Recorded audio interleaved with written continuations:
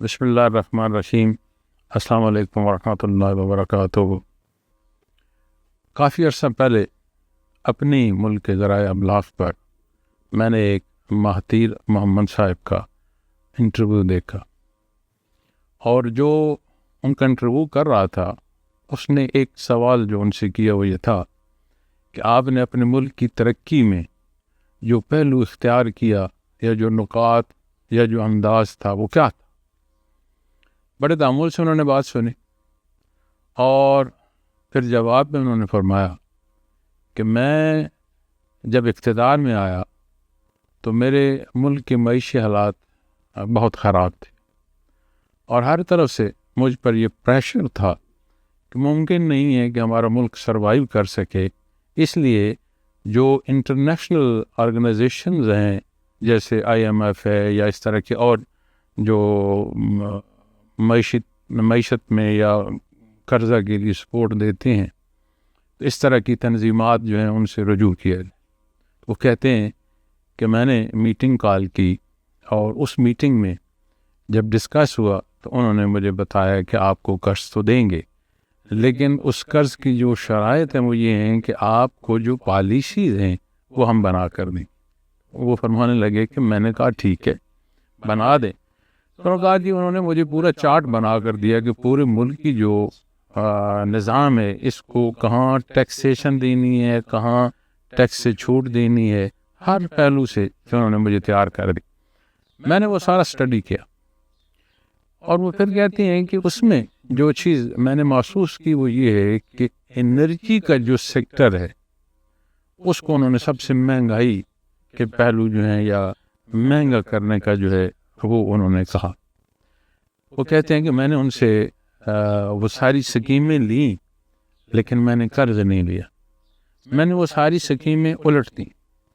اور جس چیز کو مجھے انہوں نے کہا تھا مہنگا کرو اس چیز کو میں نے سستا کر دیا، اور جس چیز کو انہوں نے کہا سستا کر دو اس چیز کو میں نے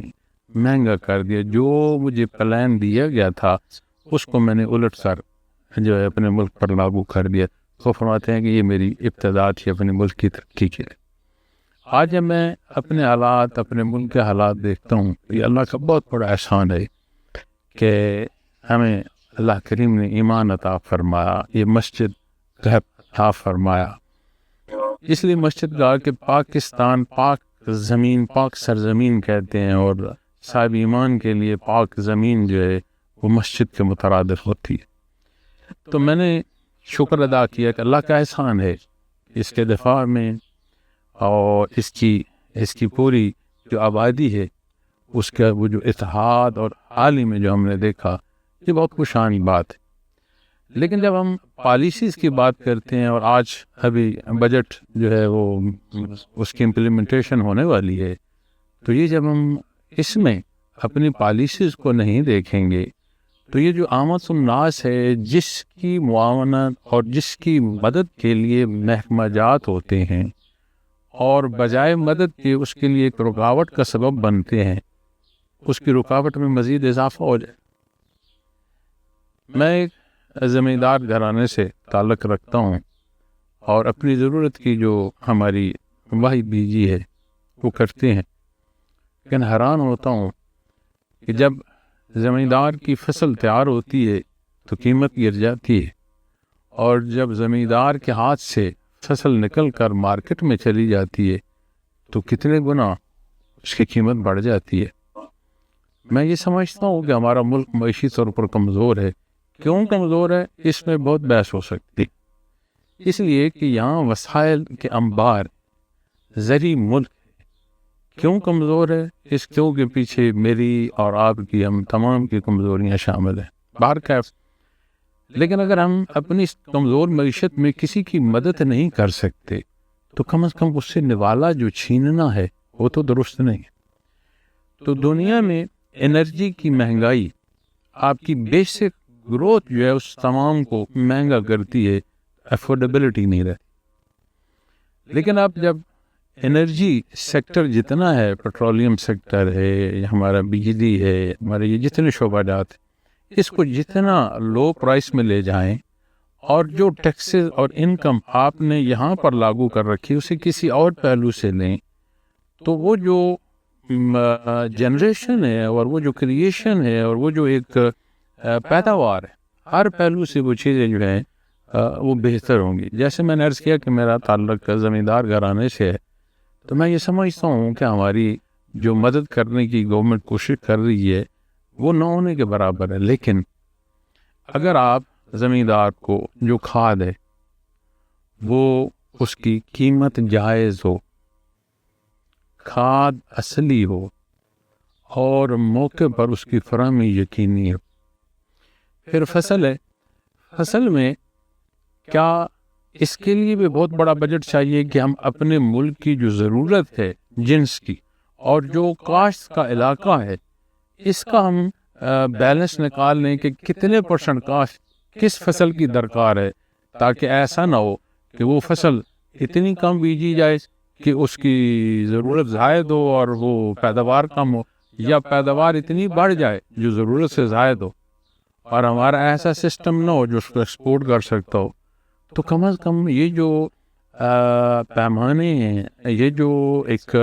اوسط اور تناسب نکالنا ہے ضرورت اور پیداوار کا، اس پر کتنا خرچ آ جائے. پھر جو فصل کے لیے ضروری چیزیں ہیں، جیسے میں نے کہا انرجی کا پہلو، آپ کو پھر یہاں ڈیزل اور پیٹرول آ جائے، بجلی آ جائے گی، سولر سسٹم آ جائے گا، یہ ساری چیزیں ضرورت میں آئیں. تو جتنا ہم اس کو ریڈیوس کریں گے اتنا ہم اپنی جو پیداوار ہے اس کی پرسنٹیج جو منافعت ہے وہ بڑھا سکتے.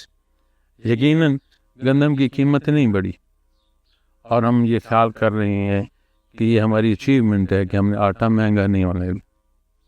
درست ایک پہلو. اب اسی گندم کو لیں، اگر اگلی دفعہ یہ کاشت نہ ہو اور یہی باہر سے ہم گندم منگائیں اور جو یہاں کی مہنگائی کی ریٹ ہے اس کو 2 گنا کر دیں، تو پیسہ بھی سارا باہر چلا گیا. اور مہنگائی جو 1 سال کی ہم سمجھ رہے ہیں کہ ہم نے اپنی حکومت کی کارکردگی بنائی، اس کے برعکس جو نقصان ہے وہ کتنا زیادہ ہو جائے. تو میں یہ عرض کرنا چاہتا ہوں کہ ہمیں پالیسی اور ایسی پالیسی کہ جس کے اصول اور ضابطے اس طرح طے ہوں کہ جس میں حکومت بھی شامل ہو، جس میں اپوزیشن بھی شامل، مقتدر حصے بھی شامل ہوں، اور کوئی ایسا اللہ عمل تیار کیا جائے کہ کچھ حصے ایسے ہیں جیسے دفاع، آپ کی معیشت کے حصے ہیں، تعلیم کے حصے ہیں، آپ کی صحت کے حصے ہیں. تو کتنے ہی پہلو ایسے ہیں جنہیں طے کر لیا جائے اور کم از کم 3 ٹینیور اس پالیسی کو، سوائے اس کے کہ کہیں بہتری کی ضرورت کے لیے تبدیلی کی ضرورت نہ ورنہ سے تبدیل نہ کیا. تو جن کی معیشت کمزور ہو انہیں بھی پیداوار کی ضرورت ہے، اور ہماری کمزور معیشت میں ہم را میٹیریل نہیں دے سکتے، کہا جائے کہ ہم انڈسٹری کی بات کریں. لیکن اللہ کریم نے ہمیں یہ جو ملک عطا فرمایا ہے، یہ زرعی ملک ہے، اور زراعت، نیچرل انڈسٹریز ایسا حصہ ہے کہ قرآن کریم فرماتا ہے کہ ایک دانے کی جو بیجائی ہے وہ کتنے گنا بڑھ کر اس کا سٹہ جو ہے وہ پیداوار میں اللہ مخلوق کو تھا. اگر ہم اپنے سسٹم کو بہتر اور ترتیب سے اس کی امپلیمنٹیشن کریں تو جتنی بھی دنیا میں معاشی جو ہے تیزی آ جائے یا تنگی آ جائے، یہاں روٹی کا جو نوالا ہے اس کے لیے کسی کو ترسنا نہیں پڑے گا، وہ ہر ایک کو میسر ہو.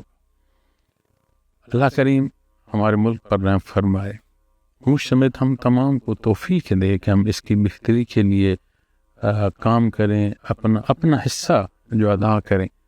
اور اللہ کریم میرا آپ کامی ناصر ہو. انشاءاللہ پھر کسی دن گزارشات پیش کروں گا. بس شکریہ.